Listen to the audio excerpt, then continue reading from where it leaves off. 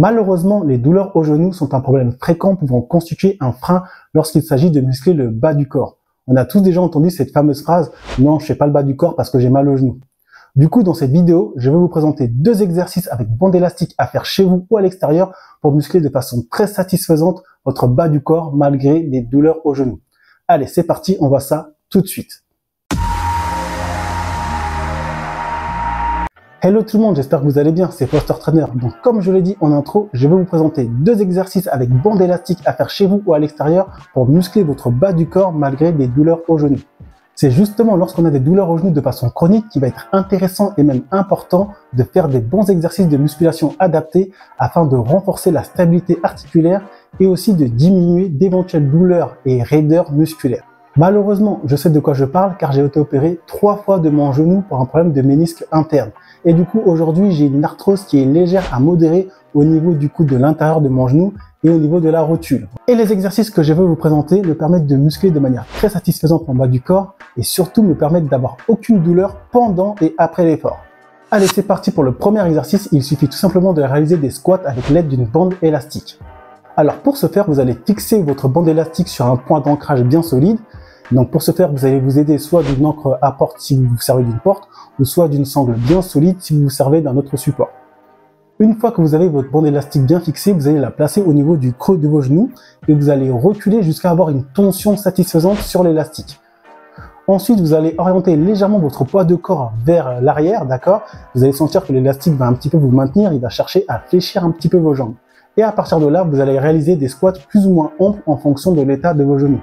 Donc, ce qui va être intéressant, c'est que la charge va être représentée par l'élastique, d'accord? Mais elle va créer une charge horizontale. Donc, du coup, ça va considérablement limiter les contraintes au niveau du genou parce qu'on ne sera pas sur une charge verticale qu'un poids traditionnel, une barre ou des haltères pourrait apporter. Là, on sera vraiment sur une charge à l'horizontale. Donc, ce qui va être intéressant, c'est surtout arriver à l'extension du genou, à l'extension de la jambe, d'accord? Donc, lorsque vous allez tendre vos jambes, l'élastique du coup lui aussi va se tendre et ça va du coup vous demander de mettre encore plus de force de contraction au niveau de vos quadriceps. Donc ça va être un excellent exercice pour renforcer vos quadriceps. On va vraiment se focus sur l'ensemble des muscles du quadriceps qui sont du coup le vaste interne, le vaste externe, le vaste intermédiaire et aussi le grand droit antérieur. Et bien sûr, si vous faites un squat un peu plus ample parce que votre genou le permet, on va un peu plus aller chercher les fessiers. Donc c'est vraiment super.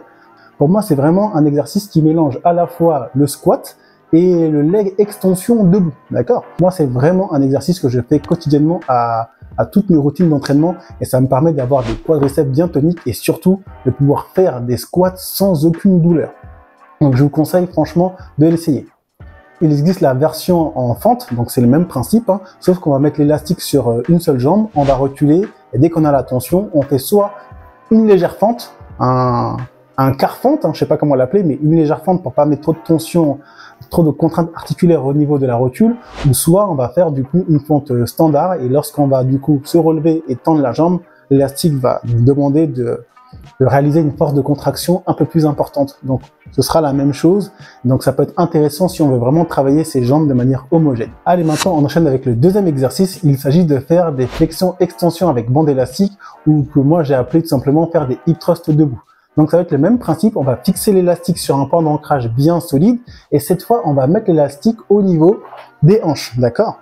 Donc après on va s'avancer jusqu'à avoir une tension satisfaisante au niveau de l'élastique.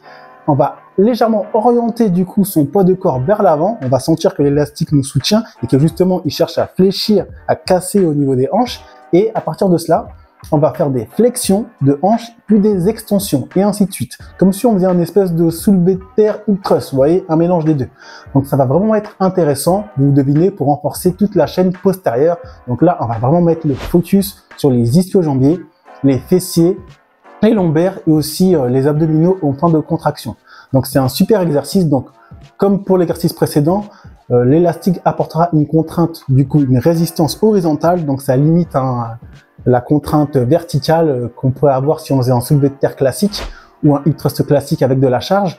Donc du coup, il y aura beaucoup moins de contraintes articulaires au niveau des genoux et même au niveau du dos si vous avez des soucis au niveau du dos.